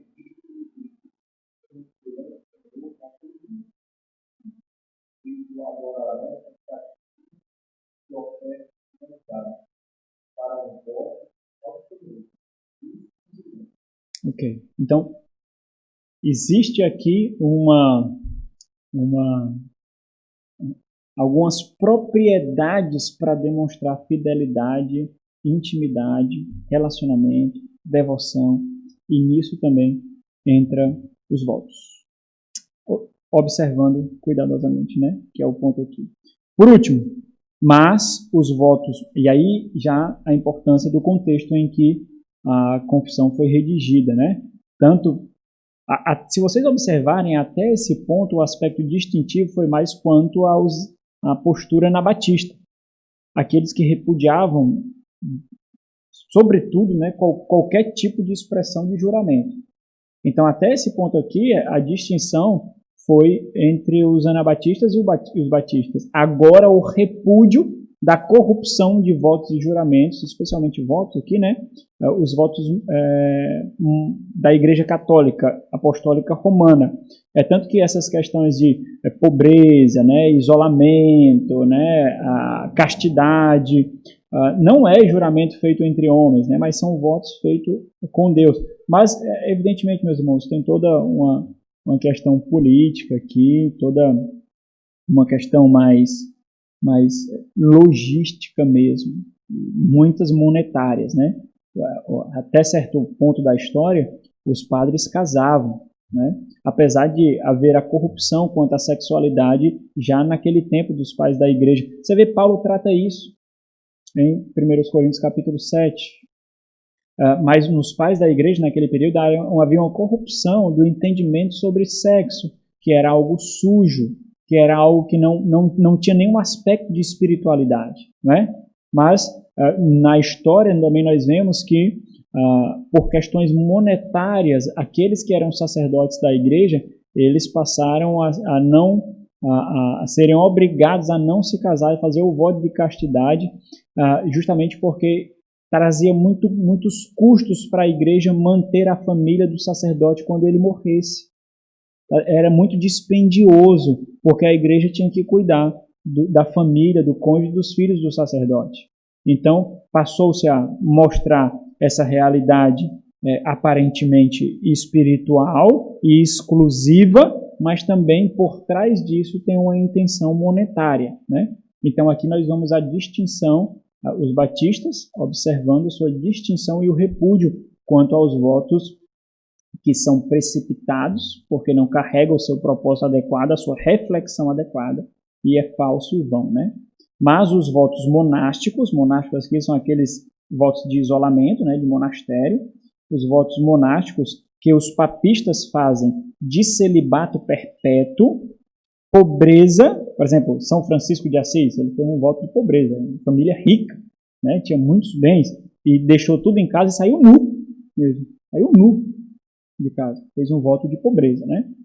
Pobreza professa e obediência regular, em vez de serem graus de mais elevada perfeição, que é o que eles tentam mostrar, por trás de outras intenções, não passa de laços supersticiosos e pecaminosos, nos quais nenhum cristão deve enredar-se, né? Enredar a ideia de uma rede amarrando a gente, né? Circundando a gente. Devem se envolver, seria esse o termo. Então, a perversão papista. Eu quero só ler para vocês essa sequência de textos aqui da reflexão de Paulo, mostrando o entendimento do ensinamento do Senhor Jesus Cristo. Então, vamos lá. Alguém abre em 1 Coríntios 6, 18, e depois alguém abre em 7, 2, e alguém abre em Mateus 19, e alguém abre em 1 Coríntios 7, 7. Só um minuto. Parece uma bala, né? Já jogou aquele, né, espada pro ar? Né? Deixa eu ver aqui. Deixa eu abrir também porque eu gosto de olhar pro texto e pra gente analisar. Ok. Vai lá.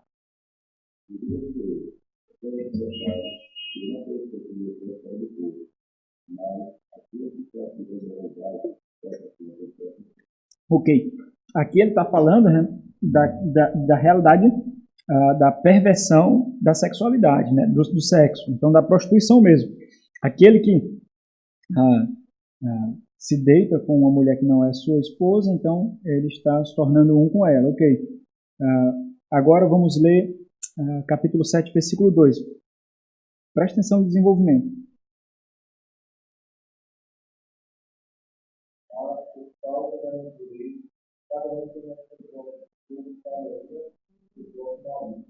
Ok, então lá, o que ele diz, fugir da impureza. Mas o bom seria que ninguém tocasse mulher, Paulo diz, porque que é ruim não, para se dedicar plenamente ao Evangelho, certo? Mas, por causa da impureza, né, cada um tem a sua própria esposa e cada um seu próprio marido. Versículo 9 diz o quê?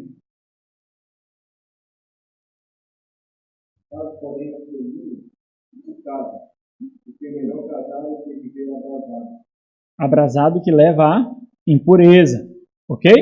Aí o versículo 7, ele arremata o que Jesus diz em Mateus 19. Versículo 7 ele diz o quê? Olha aqui que ele bota aqui a realidade de não se casar, que seria o celibato, ser eunuco, e a necessidade de casar. Como ele coloca esses dois aspectos? Lê o versículo 7. Versículo 7. Versículo 7 de 1 Coríntios 7. Agora não, esse aí agora não. Porque ele é solteiro e dedicado ao Evangelho. Ok? Vamos lá. No entanto, olha aí. Cada um tem de Deus o seu próprio dom. Ele já mostra aqui, então, que viver sem casar é um dom. Como casar é um dom. Cada um tem de Deus o seu próprio dom. Por isso que os votos papistas são espúrios. Aí nós vemos o quê? A impureza, pedofilia, estupro, abuso, né? Porque eles não receberam de Deus. Certo? Ok, vamos a Mateus 19. Mateus 19, 11 e 12. Que Jesus fala, repreende. Quando o Senhor Jesus fala ali de que da responsabilidade do casamento, principalmente em relação à mulher, de não poder divorciar por qualquer motivo, aí os discípulos, os próprios discípulos de Jesus ficam assustados. Versículo 19 diz o quê? Desculpa, 11. Ok, peraí. Versículo 11, né? No versículo antes ele diz assim, então é melhor que não casem. Né? É melhor que, se for desse jeito, é melhor que não, né? Não case de forma alguma, que não tome mulher. E aí Jesus, não, vocês não são todos que têm essa opção. Não são todos. Aí o que ele diz? Versículo 19 e 20.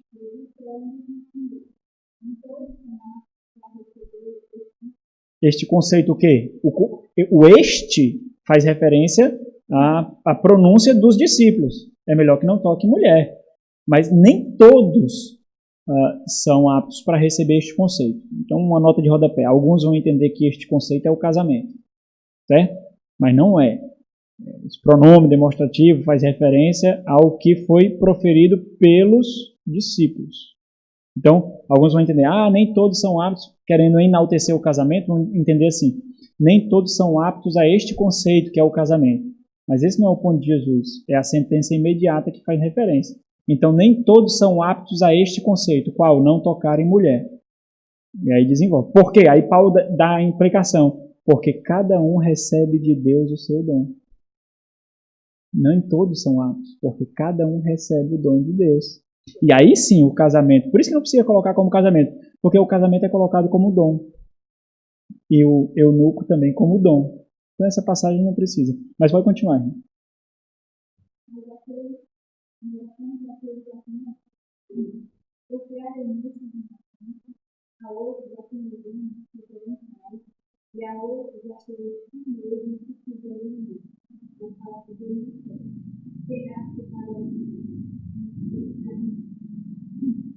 Ok.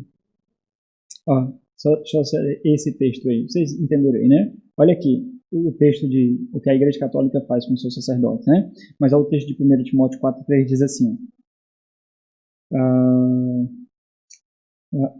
1. Ora, o Espírito afirma expressamente que nos últimos tempos alguns apostatarão da fé por obedecerem a espíritos enganadores e a ensinos de demônios. Pelo quê? Pela hipocrisia dos que falam mentiras e que têm cauterizado a própria consciência, que proíbem o casamento e existe a abstinência de alimentos que Deus criou para serem recebidos com ações de graças pelos fiéis e por quantos conhecem plenamente a verdade. Então, o sinal dos fins dos tempos são aqueles, é formado por aqueles que proíbem aquilo que Deus não proibiu e aqueles que abraçam essa proibição como sendo algo veraz. Né? Ok?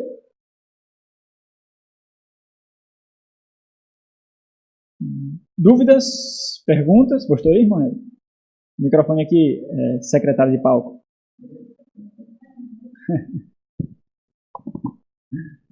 Não é secretário não, né? Como é o nome? Auxiliar de palco.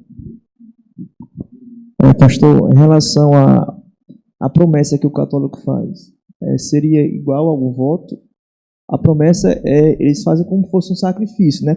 Assim, não comer chocolate, não comer alguma coisa, eles né? Fazem isso? Né? Assim, se eu conseguir isso aqui, eu passo tanto tempo. Isso, né? Então...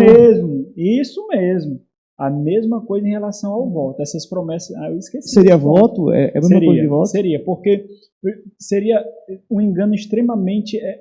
Eu acho que não é duplo, triplo, é mais. Porque quando eles fazem o voto a um santo, eles estão colocando aquele santo na posição de divindade. Então aí eles já cometem uma idolatria. E quando eles fazem precipitadamente, eles não consideram o fato de responderem por esse voto. Então, o voto já é errado, porque feito a santos é colocado como idolatria, que é feita a criatura, e depois é mais errado porque muitos nem cumprem, né? E o erro seguinte é por causa do entendimento de que recebem a misericórdia de Deus por causa das suas obras, por causa daquilo que fazem, e não por o fato de ser pura graça de Deus, por sermos imerecedores de qualquer ato bondoso de Deus, né? Então, segue todos esses caminhos aí de pecado, né? De erro mesmo. E em relação às igrejas que querem tirar esse capítulo aí, né? Assim, qual seria assim o pensamento delas? Porque assim, o capítulo você vê que é o que tem na Bíblia e que é bem claro na prática, né? Que existe, né? Aí eles querem cancelar assim, mas assim, seria para evitar o quê? Esse entendimento? Assim, eu acho que a gente não teria problema com igrejas que fazem isso. Por quê? Porque a igreja tem que ter a sua confissão de acordo com aquilo que ela acredita, né? Então não teria problema se uma igreja decidir que aquilo que ela acredita não pode ser expressada por aquele capítulo da confissão. E aí eles podem colocar um capítulo a mais. Não existe problema em você... É tanto que a Confissão de Westminster, por exemplo, ela foi modificada 2 vezes, né? Então, para responder adequadamente o tempo que eles vivem. Então, a confissão não é inerrante. Agora, o fato deles tirarem é muitas vezes por precaução, por causa dessa corrupção que é feita aí tanto no meio católico e a compreensão que dá, por exemplo, quando a gente se recitar o credo apostólico aqui e estiver visitando algum católico, como é que o pessoal vai, né? Então, tanto pela Igreja Católica quanto pela corrupção no meio protestante mesmo, né? Nas igrejas, na Igreja da Convenção tinha isso. Então, e era uma igreja que tinha um entendimento bíblico bem mais sólido do que muitas igrejas por aí. Então você vê nas igrejas neopentecostais, quanto isso não é sucateado, né? Nas igrejas pentecostais também. Então é mais por questão de precaução. O que eles podem, se eles acharem necessário, mas isso cabe a cada igreja, é suprir isso à medida que aparecer a necessidade. Porque se você observar, esse não é um ponto aqui em que mudará drasticamente a vida da igreja. Porque, por exemplo, as pessoas que não são anabatistas fazem juramentos a todo momento e não são contra juramentos. Então, esse é um ponto que não teria problema a pessoa jurar, por mais que ele não observe isso na confissão, né? Ele faz juramento, sei lá, quando ele vai tomar uma profissão aí, para medicina, tem um juramento, não tem? Então, faz juramento, né? Quando vai na polícia também tem juramento, né? Um casamento é um juramento, se for depor no tribunal é um juramento. E a maioria dos crentes não tem problema com isso, os anabatistas têm. Aí, o ponto maior, eu acho que é o voto, a observância do voto. Mas também, igrejas que são sólidas teologicamente, não tem problema com isso, porque a solidez espiritual, a maturidade, faz com que necessariamente as pessoas não votem precipitadamente. O que nós vemos que isso é sucateado em igrejas que são aguadas teologicamente, que têm uma doutrina muito fraca, muito líquida.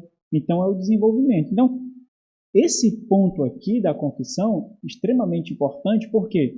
Porque mostra o que a igreja acredita sobre juramentos e sobre votos. O que as outras igrejas que não têm como entender, não tem como investigar. Vai ter que perguntar para um pastor, vai ter que perguntar para um irmão, né? O fato de termos isso na confissão, o bom é porque tem algo mais explicativo, mais explícito, mais analisável. Por quê? Porque todo mundo tem uma confissão, ela só não é escrita. Porque todo mundo tem crenças, né? Ela só não é escrita. Toda igreja tem uma confissão, muitas não são escritas. O fato de ter uma confissão escrita torna passível para análise. Então, pastor, é porque o senhor está ensinando isso daí? E eu fiquei assim, porque nós tivemos aula da confissão, né? E eu fiquei com dúvida, porque na confissão ela diz isso daqui, ó. E nós estudamos sobre isso. Então agora está vendo esse ensino que distorce daquilo que a gente acredita, né? Então é um mecanismo de segurança doutrinária, né? E talvez, por não ter se uma igreja que adota isso não tem esse capítulo, isso quer dizer que ela não concorda com isso, então ela concorda em quê? Precisaria ser explícito. Aí isso vai causar confusão na cabeça dos irmãos, né? Mas o meu ponto, que eu acredito, é mais por precaução mesmo, né?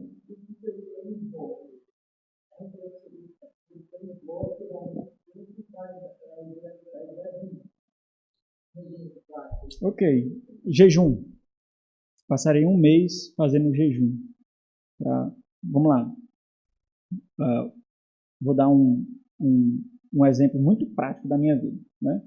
Nós procuramos ter filhos, né? Procuramos ter filhos e percorremos até onde nós achávamos que o Senhor nos dava condições para percorrer, em todos os pontos, até nós chegarmos num obstáculo e entendermos que aquele dali não era o adequado para termos filhos, né?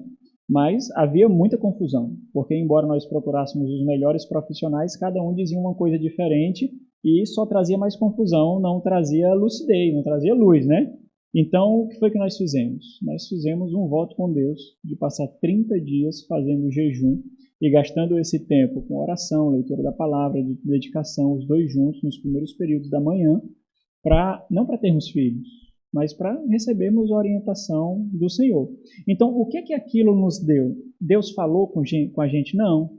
Mas aquele processo nos deu mais intimidade com o Senhor e essa intimidade deu sensibilidade. E aí a gente estava mais sensível para entender aquilo que nós deveríamos fazer e o que nós não deveríamos fazer. Então isso é um voto, né? Um voto, ele tem esse caráter de relacionamento com Deus, de intimidade com Deus, de consagração, né? O problema é que quando a gente entende um tipo de consagração, a gente entende como uma segregação, como isolamento. E aí a gente precisa ficar dando desculpas e explicações para isso. Mas aí a gente faz a semelhança, quando isso acontece, a gente faz a semelhança do que faziam os fariseus, né? Não é isso, né? Às vezes, vamos lá, eu estou fazendo um voto com Deus. Chegou uma situação tal em que aquilo que eu acordei naquele voto que eu fiz com Deus, ele não poderá ser observado naquela circunstância, naquela realidade. Então, eu entendo isso. Eu compreendo que foi aquilo que eu acordei com o Senhor. Mas a compreensão do meu coração vale mais do que a rigidez do ato. Então eu observo aquilo em outro período e eu me arrependo diante do Senhor e eu observo diante do Senhor que aquilo não aconteceu por força maior. Digamos, eu disse, um voto que eu fiz ao Senhor, 4 horas da manhã eu vou me levantar e começar o meu jejum e dedicar tempo em oração e junto com a minha esposa a leitura da palavra e cânticos de louvor. Mas chegou, de repente eu precisei fazer um balanço na empresa que eu trabalhava e o balanço ele demorava o final de semana e a noite toda e eu não pude cumprir isso, né? Então eu não vou sair correndo para minha casa e fazer isso. Eu sei o peso de não cumprir, eu sei o que aquilo significa para o meu coração e em outro momento eu vou cumpri-lo e eu coloco isso diante de Deus e Deus que sonda os corações sabe disso. Então o voto é mais nesse aspecto aí, né? Não é essas coisas muito fúteis, e fúteis, né? Eu vou fazer um voto de não comer carne vermelha, né? Isso é de comer carne, né? O cara quer ser vegano e bota desculpa aí, quer ser, né? Essas coisas aí meio esquerdista, né? Ok. Alguma pergunta mais, meus irmãos? Não? E aí a gente entendeu, para encurtar a história, que Deus iria nos dar outros filhos que não serão gerados pela Amanda. Né? Ok. Perguntas? Não? Vamos orar. Nosso Deus, misericordioso Pai. É impossível expressar a nossa gratidão ao Senhor, meu Deus. Simplesmente por termos Cristo, nosso Redentor. Nós fomos lavados pelo sangue do nosso Salvador, meu Deus. Entre gemidos e dor foi construída a nossa salvação, a nossa redenção. O Senhor tem, de forma tão maravilhosa e abundante, cuidado das nossas vidas, ó Deus. Nos mínimos detalhes, o Senhor tem nos amado com amor indizível, meu Pai. Mais uma vez, o Senhor derrama sobre nós a graça de termos a congregação reunida sob a instrução da palavra do Senhor, meu Deus. Que saiamos daqui mais parecidos com Cristo, amando mais a Cristo, desejando mais a Cristo, mais iluminados pelo Espírito, em maior intimidade com o Senhor e em maior zelo pela igreja. Nós sabemos, Deus, que as falhas, elas não se extinguirão, no nosso caráter, na nossa vida. Nós sabemos que ainda hoje nós enfrentaremos muitas lutas. E é sabendo disso que rogamos ao Senhor que nos dê mais de Cristo, que derrame mais da fé em nossas vidas, mais poder vindo do alto, Deus. Não para a nossa preservação, mas para a preservação do Teu nome em nossas vidas. Sê conosco durante todo esse dia, Deus, pois nós amamos o Senhor. Em Cristo Jesus, que nos dá acesso ao Senhor, nós nos achegamos a Ti. Amém. Deus abençoe.